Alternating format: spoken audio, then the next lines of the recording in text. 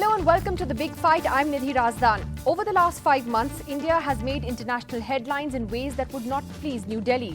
First, there was the revocation of Article 370 in Jammu and Kashmir back in August, a decision that most major world powers actually did not comment on, calling it an internal matter of India's.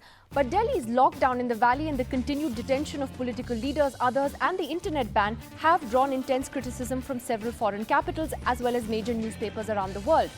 Kashmir was already making headlines, and then the Modi government went ahead with the controversial Citizenship Act. In the last few weeks, we have seen the negative international press only magnify.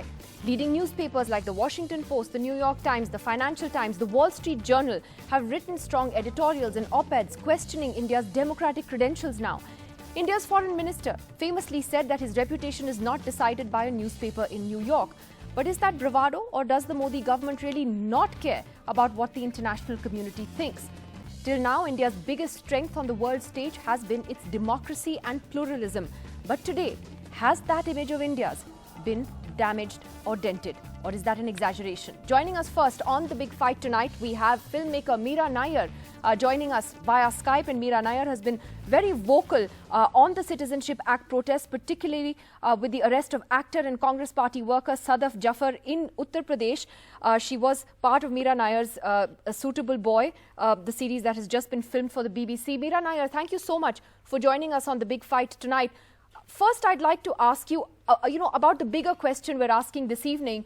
As someone, who represents India internationally, how do you think the last few months have played out for India and its democracy on the world stage? Well, it's both. It's extraordinary, inspiring in some sense to have the people of India, the students of India, beyond political parties, just rise up and protest the secularism that this country fought for freedom from the British, the secularism that we all are so proud of, that is being damaged. And beyond political parties, people are taking to the streets and demanding to be heard on this. So that's inspiring.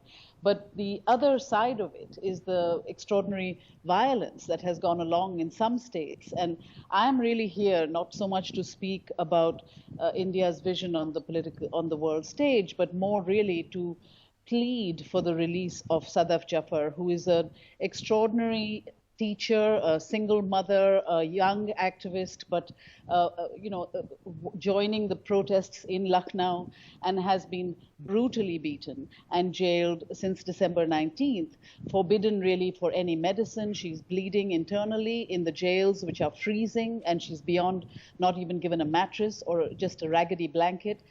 Her children are small and alone through these holidays, and there seems to be no recourse. They've locked her up and thrown out the key, and that is not the justice, that is not the India that we fought for. And that is really why I am consumed, really, just as a person who has worked with Sadaf, who knows her as an extraordinarily peace-loving and a soft-spoken, in a sense, what you're saying, pacifist individual. In fact, and that is really why I've chosen to take to the stage of appealing for her release. Absolutely. But I guess in a sense what you're saying is that perhaps before we start worrying about what the world thinks of us, we should worry about what our own citizens think of our democracy. Exactly. Because Exactly. ultimately, democratic protests that are peaceful, that should happen in a democracy, are being sort of muzzled in this way. Exactly. I mean, what do you expect a citizen to do when faced with laws that are essentially unjust and essentially opposing, what we stand in India for, which is really inherent secularism, which is really what is being threatened. And I am extraordinarily charged by the people and the students who are just not taking this and who are going out into the streets peacefully, mostly very peacefully, as Sadaf was. Well, Meera Nair, though, just to come back to the original question, in the sense that, you work with internationally, like I said, you represent India on the international stage in a very different way, using, in a sense, India's soft power. And would you say that India's biggest strength to the rest of the world has been the fact that we are the world's largest democracy, and that we have a plural culture? So when you talk to people about India today and what has happened here in the last few months, do you sense a shift in international opinion just from people you are interacting with and their impressions? I mean, we've even seen Hollywood stars tweeting about the protests. Absolutely, absolutely. It is not the India that they know of or that they admire, for sure. And it is an extraordinary, sort of response from not just the leading newspapers, but from ordinary individuals who know India as this place that somehow has the resilience to fight for itself and to fight for its freedom, right from 47 onwards. So yes, I mean, everywhere people are calling me and saying, is India burning? What is going on? We are with the students. What can we do? What can we sign? Well, people are really energized at the same time, and as they are shocked by this India, by this face of India, because it seems to be sort of blatant. It seems to be now transparent. It's not protected by different screens of politeness. It is clearly out there and and entering our constitution unbelievably. So yes, people are definitely shocked and concerned for people's safety. And again, to bring back an innocent like Sadaf, a young woman, Sadaf Jafar, who's just happens to be at the wrong place at the wrong time, and in a way not so. She's chosen to peacefully protest. This is something that was allowed to us from the very beginning. And now, she's been slapped on with all kinds of absolutely illegal charges, from violence to sabotage to treason to all kinds of things. So it becomes a court case at sort of a high court level, and we just can't get her out on purely humanitarian reasons. This is a woman who's bleeding, who has 2 young children, who has done nothing but protest peacefully. Well, Meera so Nair, all over the concerns world, you flagged about Sadaf are valid concerns, and you're right. There are hundreds of people who have been detained in this way in UP, in other parts. Many of these detentions, the police will say, are justified, and maybe they are. Those who've indulged in violence are possibly paying the price for that. But there are many others who we know, even from our own reporting, have been picked up for no apparent reason except that they were there or they were passing through or that they were actually peacefully protesting. Meera Nair, thank you very much for joining us on NDTV this evening. Thank you. Thank you for bringing the spotlight on innocents like Sadaf. And there are hundreds more who don't have the connections, who don't have people to speak for them. And I'm here really to stand for Sadaf Jafar, to beg for her humanitarian release from just to get medical attention, but there are many others like her. Thank you very much, Meera Nair, with that appeal. And what Meera Nair has just talked about there is what I referred to right in the beginning, whether India's values, its image as the world's largest democracy, what it stands for, are those very foundations now being questioned? We do see that being questioned internationally. Is it something that should matter to India or not? Ambassador K.C. Singh is with us, and I'll take that question straight away to him.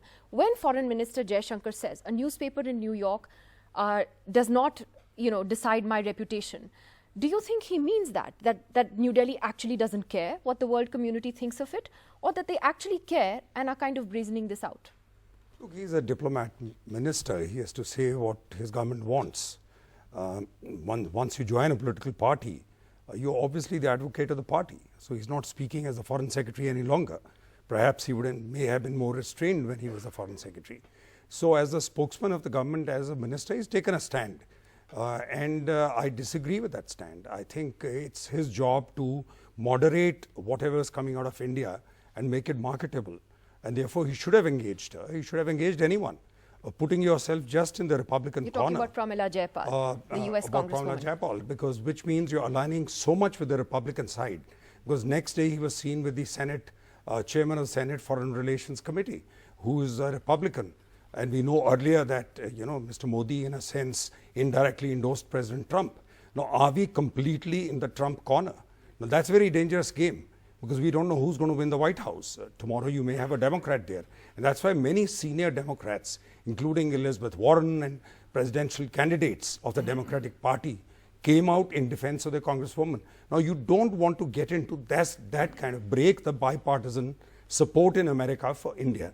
Therefore, it's one thing is the act itself. One thing is Article 370. Second is how do you react to it, which is what we were discussing just now. Now, if you come down with a draconian reaction, start picking up people at random. Now the focus has gone on to that, not just the Citizenship Act, which itself is sectarian, but you now go on to The government's actions. You know, government's action. And why is it only happening in BJP states? Why was the demonstration very peaceful in Mumbai? And you allow, and why was, say, RSS with lathis marching through Hyderabad considered very peaceful? Whereas other people are not allowed to even peacefully demonstrate. Well, Manan Popley is standing next to you. He's a lawyer in the Supreme Court as well as someone who supports the BJP government's recent actions. Manan Popley, are you worried about the hammering India is getting internationally, or does it not bother you? See, the way I see it, protests are done in every civilized country. Just because there are some protests happening in India, which are absolutely based on misinformation and false propaganda, that doesn't mean. So just to say, sorry, I couldn't. Just let me finish. Yeah. That doesn't mean that it is going to affect India's image. Let's take for example China. China is much more oppressive country as compared to India, but still China's image globally is not affected that much. So why should India? China is an authoritarian country. We are a democracy. There's a big difference. Do you want to measure India by China's I'm not yardsticks? measuring in that terms. I'm not measuring in that terms. Please try to understand here what the government has done. There is absolute misinformation on the social media This is not a debate on the merits of the Citizenship Act. I am asking simply whether the government's reaction to the protests and earlier in Kashmir, which continues by the way, whether those are giving India a bad name internationally. And does that worry you as somebody who supports this government on its actions? I don't think so. Government's reaction to all these protests, be it 370 or be it CA, is very oppressive in nature. You see the way people have resorted to violence. Keeping that in light, the way government has come out, the way government has taken control of the situation to a very great extent, I don't think so it is affecting our image. So why are we getting so much bad press? Why was there no violence in Mumbai? That's why the are we commercial getting so much capital bad of press? Because now you have even the Wall Street Journal, which is not a left paper by any stretch of imagination, writing about India's oppressive democracy. We don't need approvals from international media for whatever action the government of India takes. We have our own government. This is a matter related to this is an internal matter of the country. So I don't think it should in any manner whatsoever affect our image globally. Okay, so you think that the government of India shouldn't care? Amir Raza Hussain is dying, is itching to come in. Go ahead. I'm really amused, I can't understand. We don't need international media approval. It seems we don't even need Indian media approval. And but it's very approving, the Indian media, by and large. What are you saying? Yes, some of it, yes, most of it actually. But the thing is that it's not just the government that has been affected by this. When you look at what is happening within the country, we are, if we've lost faith in our government, that doesn't matter. Of course, you've got 3 liberals here standing who don't have any faith in the government in any case. But the point is that we are slowly losing faith in our constitution. We are slowly losing faith in our judiciary. We are slowly losing faith in our armed forces. We are losing faith in all democratic institutions that have been set up in the last 60, 70 years. So it's not just a fact that there is a right-wing government, tomorrow there will be a leftist government, there will be a Congress government, secular government, non-secular. Our institutions that have been built for whatever it's worth, however they are, partially corrupt, but they have been standing. Now the public has no faith in those institutions, or a majority of the public has no faith in those. I would argue that people still have faith in the constitution, which is why they're out there. Well, we have faith in a constitution that is not being implemented. How do I keep faith in a book that has nothing to do with the reality? I wanted to tell Meera, this is New India. New India has its own set of rules, its own set of values, its own set of democracy. We've been told that human right violations are different in this country. Not to be measured by Western standards. No, it can't be measured by Western standards. Earlier we were told that you can't measure Indian hygiene by Western hygiene. I mean, what? Okay, just hold that thought. I want to go across to Rupa Subramania, who's a columnist, author and economist who divides her time between India and Canada. She's joining us from Mumbai this evening. And Rupa, at the heart of a lot of the commentary over the last few weeks on how India is viewed globally is the fact that the Indian economy is in a terrible state. It's not doing well, and that if our economy had been stronger, perhaps we would have deflected much of the international criticism that we are seeing. Would you agree with that, or would you think that that criticism would have come regardless, and do you think it should matter to India? Thanks, Nidhi, for having me. And that's an excellent question, and actually ties in with what I wanted to say to Manan Popley, who brought in China as an example. Well, China does all of this stuff, so then why should we, why is it that we wouldn't be able to get away with it? Well, there's a very big difference. We don't have the military and economic heft that China does. China is just too big and powerful to be bullied around. And unfortunately, India does not have that kind of luxury on the world stage. So if you're going to compare yourself to China, at least you have to be able to back up. The economy has to have high growth, which clearly hasn't been happening for a very long time now. And we just we cannot even compare ourselves to China. China has, even while we're facing low growth, China is still doing better than us. And China is richer than us, even on a per capita basis. So what heft do we have on the world stage that we can go and tell people, look, this is a domestic internal matter, and and you cannot bully us around. Right. Well, Suhasini Haider joins us, the diplomatic editor of The Hindu. Interesting what Rupa said, why that China comparison just doesn't hold. But just from your perspective, it's been a tough few months for the diplomats of the MEA, hasn't it? And how do you look at the Indian government's reaction and how the diplomats have had to firefight this? Now, I don't buy that they don't care what a newspaper in New York writes. We know the Indian ambassador in Washington was actually asked to meet the New York Times editorial board to give India's side of the story on Kashmir. Among other things, there have been interviews that Jaishankar has given to one foreign publication after another. How do you think they're handling it, though? Well, I think, Nidhi, I do agree that you do have to fix what is here before you can fix, as I said, the PR can never be greater than the product. And so there are a lot of issues inside India when it comes to the restrictions, the detentions, the internet shutdown, and those are issues that the government has to deal with here.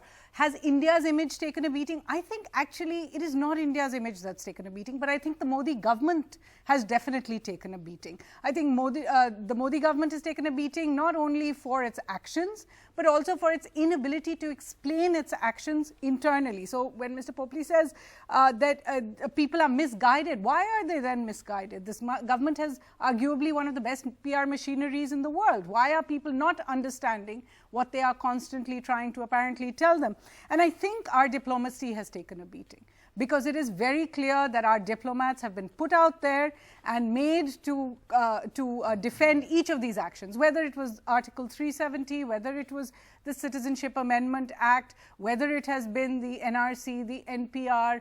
The NRC debate, for example, has already been an issue in many capitals of the world. The UN HRC actually sent out special rapporteurs on the NRC specifically earlier this year. So it's not something new. And diplomats have been asked to go out and defend them. Sometimes, you see their cheat sheets being handed out like they were in Thimphu the other day. You see ambassadors having to go on TV, clearly uncomfortable with a lot of what they're saying, record statements that they put out on YouTube because television channels aren't carrying them. You mentioned the interviews that ambassadors have had to give. The External Affairs Minister, if you remember, in September was actually lauded in India for going to 7 think tanks in 7 days. My question is, despite that kind of blitz that we've seen over all these months, if we are still getting this kind of coverage internationally, then our diplomacy is failing. So I would say all three of those are failing. But is India's image taking a beating? I don't think so. I think the reason people, reason people are looking at the protests inside India is because they're actually saying, well, we're seeing this debate play out inside India. India is still a democracy, and there is a but we pushback. don't approve of what we're seeing the government do. Shantanu Gupta is an author and a supporter of the BJP, and he joins us. Shantanu, just to take off on the point Suhasini raised, and you know, just also this point that, you know, the BJP on one hand, I'm sure you'd agree, can't say we don't care what the international media thinks of us, but also get excited by a Time magazine cover on Mr. Modi. Or Mr. Modi, you know, has written op-eds for the New York Times as recently as a couple of months ago on Mahatma Gandhi. So, which is it? Are you concerned that the Prime Minister today is being, you know, described as authoritarian, as an autocrat in many Western media editorials and the press? See, Nidhi, anti-Modism is an industry since 2002, and many journalists in India and many journalists abroad, across the globe have thrived on this industry. And I'm sure you know the names I'm referring to. Now these Indian journalists also get paid to write for Washington Post and other newspapers. See, till 2002, so US decided that they will not give the visa once. I don't understand the idea that they write for free journalists or are they being get paid. That's fine. If that's they are fine, writing that's fine. for But someone, it's an industry in they itself. will be paid. Lot of people made their career just out of anti-Modism, and that's a fact. That's their brand that they speak. Whatever Modi will do, they will do anti-peace. So that's the industry. But Modi brand grew. More and more anti-Modism article came in India and abroad. The Modi brand grew always. And we have seen the rockstar type events he have done with diaspora. He can gather more crowds, the local politicians of that country. How he rubbed shoulders with the top-notch. What I want to understand is, see, even if I take your argument for a minute that the Washington Post doesn't matter or the New York Times doesn't matter, the fact is, A, the Prime Minister has written for the New York Times. If you think it's a sort of a lefty newspaper that isn't worthy of attention, why is the PM writing op-eds for it? One. Two, there are enough sort of more right-of-center publications like the Wall Street Journal, like the Financial Times, that have been far more bullish and more supportive of Mr. Modi and his policies since his election in 2014. And they are now criticizing India very strongly, saying that India is sliding into authoritarianism. I'm asking you, when that happens, are you not concerned? Not just about the guys that you don't like anyway. See, if I count four or five major so-called nationalistic, which you call nationalist movement of Narendra Modi, be it surgical strike 1 and 2, abrogation of 370, maybe triple talaq, and finally CA and NRC. There is no government of the world which made a very formal statement apart from a Malaysia here and Turkey there. That's all. So they've all criticized India's actions. They've not criticized 370, you're right, but they've criticized India's actions, but they've been very critical of the NRC. And they've been very critical of the handling of the protests. They're very critical of the internet shutdown and detentions in Kashmir. And many world capitals have spoken on record about that. I don't think so. There are very many countries who have issued any official, any country official. They're not major any country official statement. We have seen the United States. How we have seen EU, how we have cornered Pakistan and China in Azhar Masood case. How we have used our muscle in international court of justice. So Indian muscle is intact, but you are right. Indian muscle is intact. Media has to be. A lot of people take their. I want to ask Ambassador Kesri about that. About the Indian muscle. Indian story has to be communicated well. Okay. You're saying it's a communication problem, not a problem. Okay. Is that actually what the government thinks, Ambassador Kesri? I think that we have from time immemorial. I think that there is a need for an international channel and a bunch of international newspapers which are running from India, so that which will talk about the problems in UK from France to US, which we don't do. Achha, we should be doing more of that. BBC comes to India and finds our problems. Shantanu, 1 second. Okay. Yeah. This is nothing new. You know, I joined the Foreign Service a year before the emergency. And there was despondency in the rest of the world because they said, how can Nehru's daughter do this? So this is not the first time. You know, why did John F. Kennedy come to a help after 62 debacle? Because he said the democracy in democratic India is the counterpoint, is the counterforce to a communist China. Not to say, no, they're not doing it to China, why they're doing it to us? begs the question, because we are not China. We don't want to be China. Of course. Secondly, these are not Western values. I'm really surprised with democracy or liberalism or not. Buddha was born here. Humanitarian impulses have gone from here. Humanitarian thought has gone from India. So these are very much Indian, indigenous thought processes which we have to respect.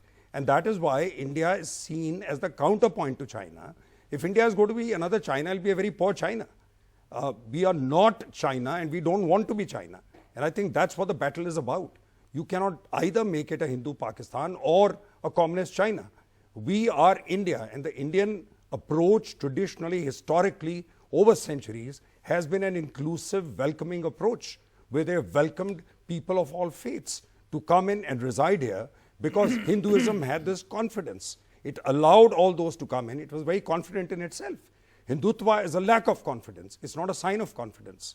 So therefore, this is something, and then unfortunately, we are talking of Western papers. Even President Trump is abusing New York Times and Washington Post morning and evening. Yeah. So it doesn't mean this is not only specific to India. There is a swathe of leaders all across the world which are which are anti-liberalism, anti-globalism, xenophobic, against foreigners, and are we lining up in their corner? Are we making also a common New York cause Times, with them? but they all want to speak to the New York Times or write for it, including President Trump. But I want to ask Rupa Subramanya at this point that Rupa Subramanya, you were someone who actually very strongly supported the Modi government in its earlier avatar in 2014. What have you seen change? And I see that you're far more critical of the Modi government now than you were a few years ago. Yeah. President Obama, when he came here, his last lecture at City Fort Auditorium was a broadside at the Modi government. It was. Before he left India, he wanted to say that we want an India that is inclusive. Yes, and he did. I was there. Yes. Suhasini was there. We were there when that speech happened. But Rupa, what has changed for you? I just want to know, because as someone who was such a strong sort of votary of this government, what changed for you? Was it that it delivered low expectations on the economy? What was it? So, for the record, I don't support any political party, or for that matter, I don't take any partisan positions. My position was always, let's give these guys a chance. Let's see what, Modi has promised all of these things, minimum government, maximum governance, for someone who is right of center on economics. Those words were music to my ears.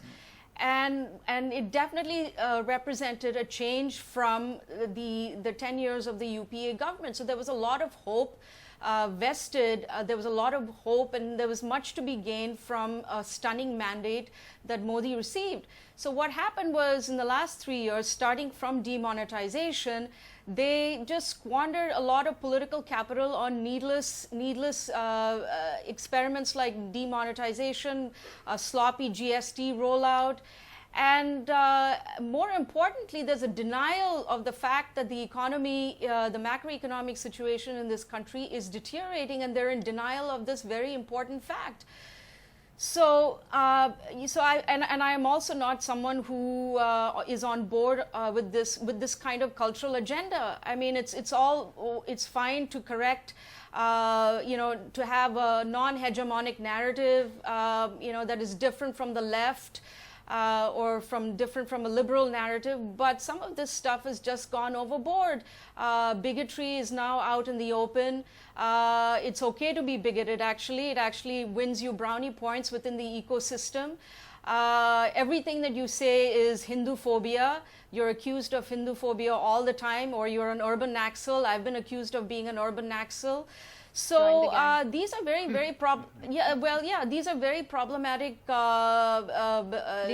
problematic developments, and what sane, intelligent person, and I consider myself to be sane and moderately intelligent, and I'm independent in my thinking. Why wouldn't you question any of this? I'm not a blind partisan of any ideology or any party. I mean, I gave them a chance as a commentator. I did not want to, I never had a pathological hate for this government or for Modi, for that matter.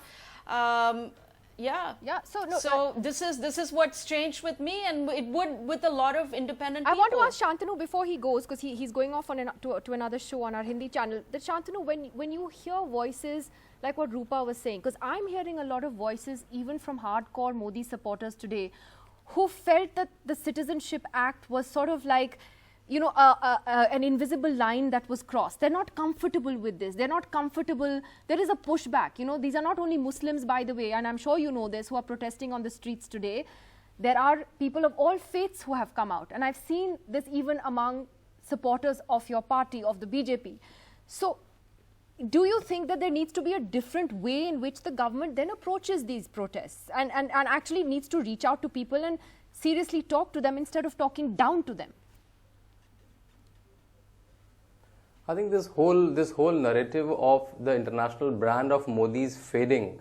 I think to my mind it's coming out, all the protests on India in failing, and it's settling. Now let's go international and try to put pressure on Modi. See, there are a lot of people around the globe who don't want a strong India with strong borders, and a government will take strong actions. And when it's taking, they're trying all the tactics. We have seen how this artificial protests are created in Delhi, in UP, which happened after 6 days, 10 days of passing of the law. Artificial. All these people took 10 days, 5 days to read a So you don't think there's a genuine anger and now about because the they're failing in Citizenship India, Act? now they're failing in India. Now because they're failing in India, they try to do international and asking them to write articles so that international pressure can be put on Modi around such strong policies. Okay, well, so Hasni, quick.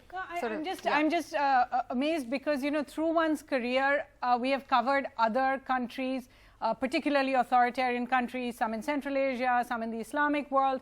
And I've always been amazed by that kind of deluded idea that every opposition must be discredited. Everybody who raises a finger, every journalist who writes an article, all of them are all together and they must be discredited. And we've seen it in country after country. India cannot be this. You know, the gentleman here said a little earlier that everyone, you know, it's the hate Modi industry. I don't think that's true at all. I think when you look at certain columnists, there should be pause for thought. I'm not saying because they're international or because they write for Time magazine. But I remember one particular columnist who just 6 months ago wrote a piece called Reformer in Chief about Prime Minister Modi. Who said Prime Minister Modi is India's best bet for reform. 5-6 months later, he's written a piece to say Prime Minister Modi was the best bet, something has changed. Now, if you're not willing to even accept that there is a change of perception, even amongst those who supported you, that was my point. Especially amongst those who support you, because right now there is an idea that anyone who is against you must be discredited. So if it is somebody who has quite recently been supportive and has changed, then clearly it is worth engaging with those ideas at least. And certainly India has a culture of engaging with those ideas. I think the real problem is this idea that the opposition doesn't count, and you know, the opposition is I'm speaking. confused about the opposition because you say they don't count and yet you're saying they're organizing these protests. I mean, they can't organize a normal sit-in at India Gate. You know? Also, as a journalist, I do want to you know, make that point that we cannot constantly hold journalists responsible by saying that it's journalists who are speaking Pakistan's language, journalists who are you know, running dogs of the Congress. Today we saw a ruling party spokesperson call out one of India's best known journalists and said he should be PR for ISIS. I mean, we have reached a point where I think the government does need to stop and think. It can't be one journalist, it can't be all journalists, it can't be internationally every journalist that is saying something. Shooting the messenger, there's nothing that's the easiest thing to do. Manan, and then I come to Mr. Hussain. See, I would like to point out one thing. She said that there is this tendency in the government that every critique of the government must be discredited. I think it's vice versa. Everything that this government does, everything that this government, as far as any law is concerned, be it Kashmir, be it CAA, be it Article 35A, everywhere, whenever this government does anything, this whole lobby of liberals comes out and stand against it. Sometimes I like this word. Just one minute. Sometime back, a voice was raised that institutions of this parliamentary democracy have come under threat. Judiciary has come under threat. Why? Just because a judicial decision is not in accordance with your opinion, does it mean the judiciary is under threat? Was judiciary not under threat in 1971 when judges were superseded during emergency era? Must we repeat those mistakes? The emergency went down for Must we 22 repeat? months. The question is A, must we repeat those mistakes? B, frankly, on Article 370, there seems to have been widespread support for the government on that across the board. What has been criticized are the government's actions on the ground in Kashmir, not so much Article 370, but how it has stifled dissent completely for the last 5 months. The entire opposition is in jail. You're a lawyer. Is that not a violation of civil liberties? What violation of civil liberties? Whose civil liberties are being violated at this point of time? You can just put people away for months Put on him end in without house, charge. under house arrest. Farooq These Abdullah are, should have see, been put these in are, jail. insofar as restrictions on Article 370 is concerned, the Supreme Court is already hearing Seized that of the matter, matter. seized of that matter. The matter is sub judice. Let's see what Supreme Court comes out and say on that. Which is why Supreme Court has been seized of this matter for months. Exactly. Which is why which is why doubts appear in the mind of common citizens that perhaps Not common citizens, just particular class of citizens. Okay, a What is particular class of citizens. Let's get into that. Well, a class of citizens. But you know, I'm surprised that lady, the economist you had, she was saying give them a chance. She said she had given them a yes. chance. But And the she's problem entitled here to is change her that, view. you know, a lot of people who had given them a chance have now realized that they shouldn't have given them a chance. So did you at one point. Well, no, not with this current crop. I was the first one to raise a voice of protest, and I resigned before even the government came in, was elected. So, because you learn from the past, you learn from a man's background, and you know, the kind of labels that are being flung around, Naxal, this, that, and the other. Anyone who does not oppose you, whether it's a journalist, whether it's a lawyer, whether it's a artist, you are discredited because you don't count. And now slowly what is happening in this country, that actually we've come to a stage where we don't count. And that's why I say that, you know, the new India is one where the ambassador can write all he wants, he doesn't count. I, of course, don't, you know, even fit into But a you're category. so cynical. I It's don't not share that cynicism. I don't share that cynicism. I don't I share know. that cynicism either. I have to I'm say, sure you firstly, don't. we clearly do count. Every Well- voice in this country does count. I When you see people come out in the streets, it means that they are being informed by something other than one narrative. No, They all are. urban They are. Naxals. Well, I beg to differ. And I do think that cynicism is not the answer to what we're seeing. If we're seeing something that is wrong, and as Nidhi said, a government is entitled to make policy, nobody questions their right to make policy. But when we see things happen that we object to, everybody is allowed to do what they, journalists are allowed to write, people are allowed to come out and protest. Today, candlelight holders are being arrested for what reason? But that's what when you're being people told. say, You're being told that you don't count. You're being told that you That cannot doesn't mean we don't protest. count. well, clearly it's a voice that or matters. that the people of India don't count. Everyone's voice should matter. And Of course it should. But Of course look, it should, but it doesn't. Well, I don't agree with that. I will Look not. at I will Meera, not she cede came the on- ground She to. came on appealing for this poor lady who's a single mother who's been thrown into jail, obviously. But we can't just. People can't just throw up their hands and say we give up.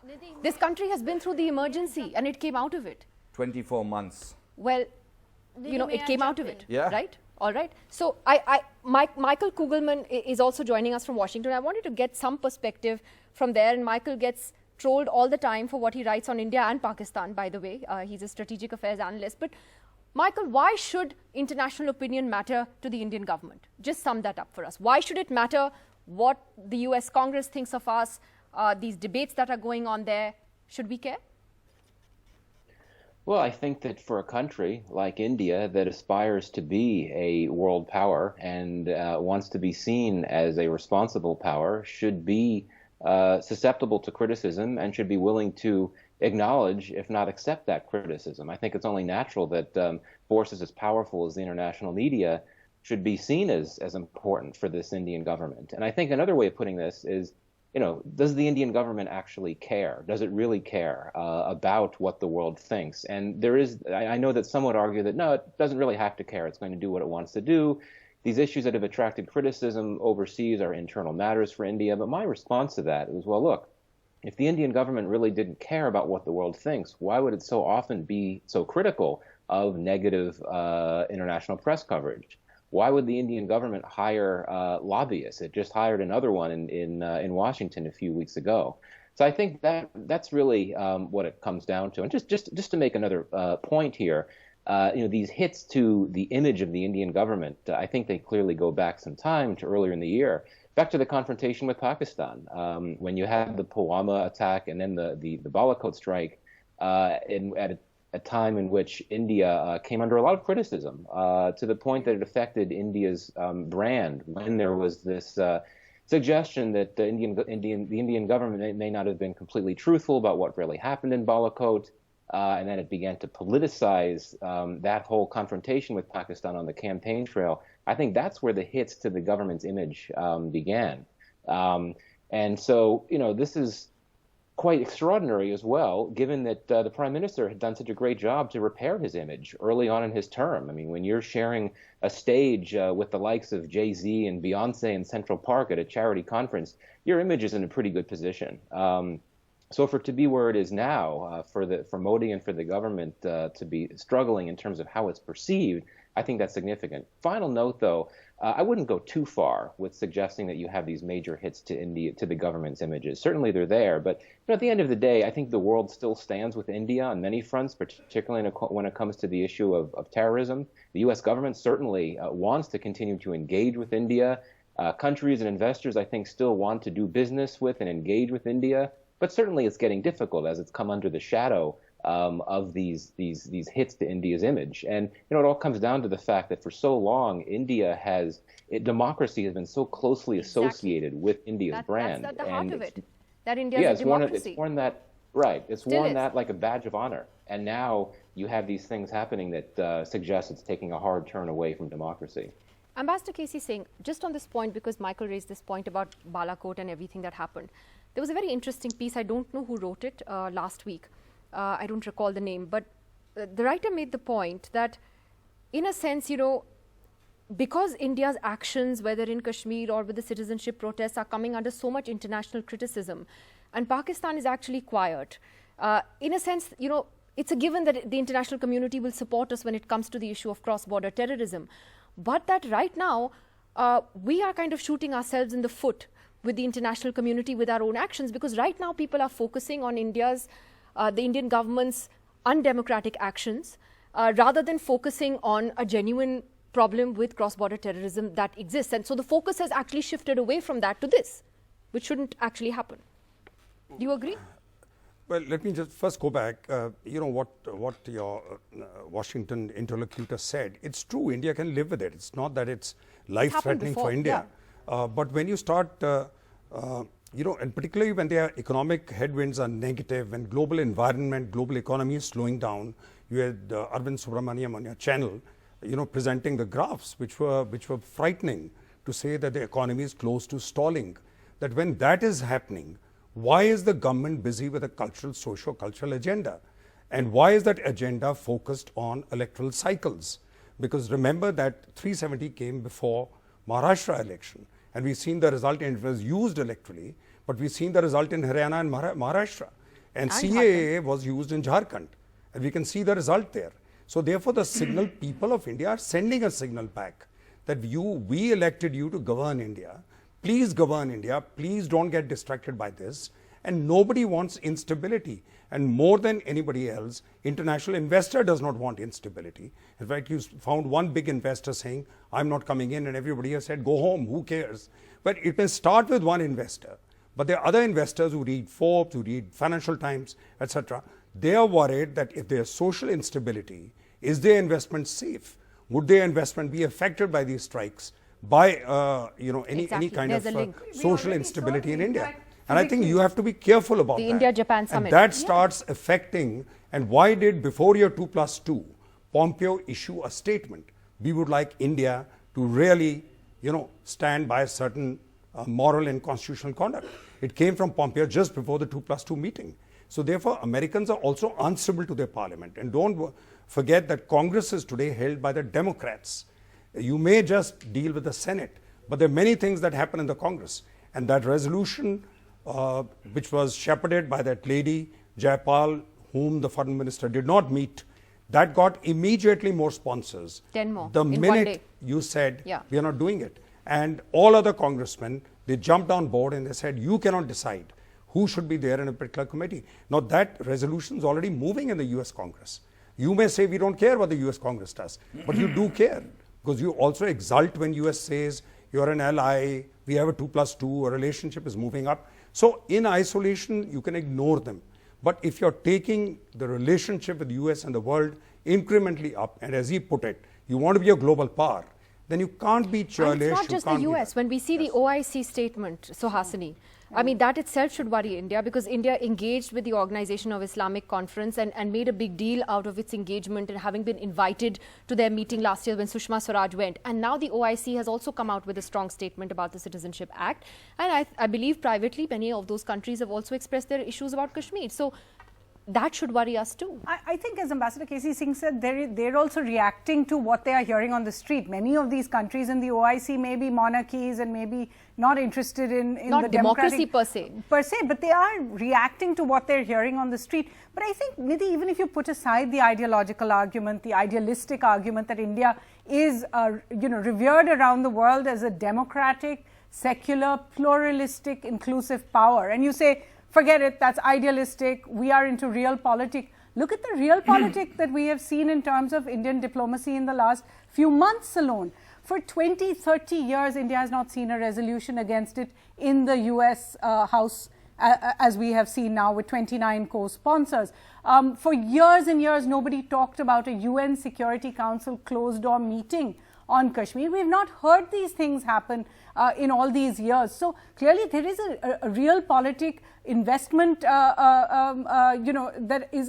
is being wasted over here. When Prime Minister Abe is meant to come to India to showcase the kind of investment Japan wants to make as a part of India's Act East policy, as a part of India's Northeast region, the NER, and he is unable to come and he is unable to reschedule that visit anytime soon. What is the message that is going out, not just to Japanese investors who were supposed to come in large numbers with him, but to others? When Kashmir, when the government announces that here we've done 370 and within 3 months we expect to hold a massive investors summit which cannot be held all these months later, what is the message that's going out to people who don't think in terms of idealism and only think in terms of dollars and cents? They're getting that message too. Manan, would you say, just a final comment from you on this, that should worry, I mean, even as someone who supports this government, that yes, it will affect investment into India. I'm sure that, that would worry you too.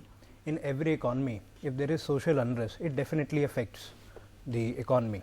But however, as far as CAA is concerned, the way protests have turned out to be violent, and those not protests, all of them. Not all of them. Not all of them, but most of them. Some of them. You go to states. Frankly, yeah. Bombay. Sir, just there have been many peaceful protests. Let me finish. Where was the violence in Bombay? Factually incorrect that most of them have been violent.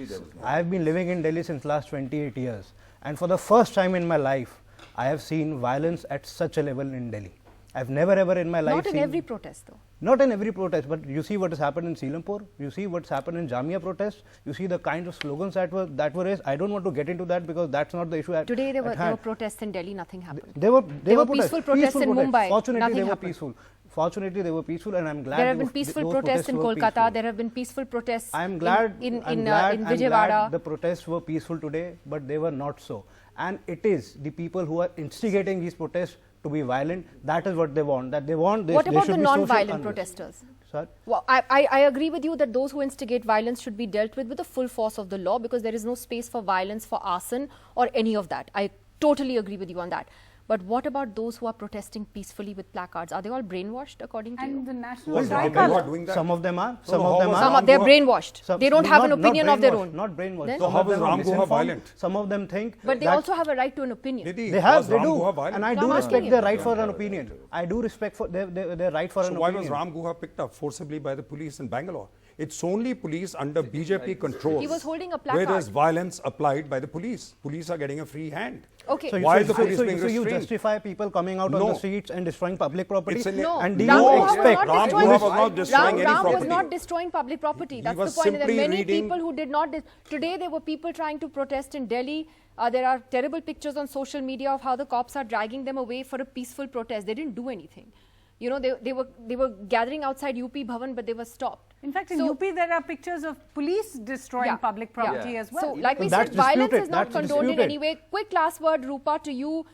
You know, do you see, investors getting nervous about in India with social unrest? I'm increasingly, it's not social unrest that concerns people that I meet. What concerns people is the economy. At the end of the day, what investors care about is the return on their investment. Can they make money in this country? Is there an India story left? And this is a question that I keep getting asked by investors that I meet time to time, who ask me if there is an India story left at all. And given the economic situation, I don't see, while I am worried about the direction in which this country is going, I don't think we're going to see social unrest on the scale of, say, in some basket case countries. I don't think that's going to happen. However, I'm worried about the fact that the economy is not a priority for this government. And that could ultimately determine whether investors are still interested in investing in India, and how long their interest in India is going to continue. Because let's face it, under this government, the government has deglobalized India by raising tariffs. Quarter century of trade liberalization in this country has been reversed. Actually, that's an important point. Because what you're saying, Rupa, is that it's actually just the basics of the economy that will be worrying investors right now. And I guess the social unrest only adds to that, but the economy itself needs far more attention. I'm afraid I'm completely out of time, because taking ads is very important. I always say this. But thank you to all our panelists for coming in. We'll take a quick break. Thanks for joining us on The Big Fight this week. Thank you.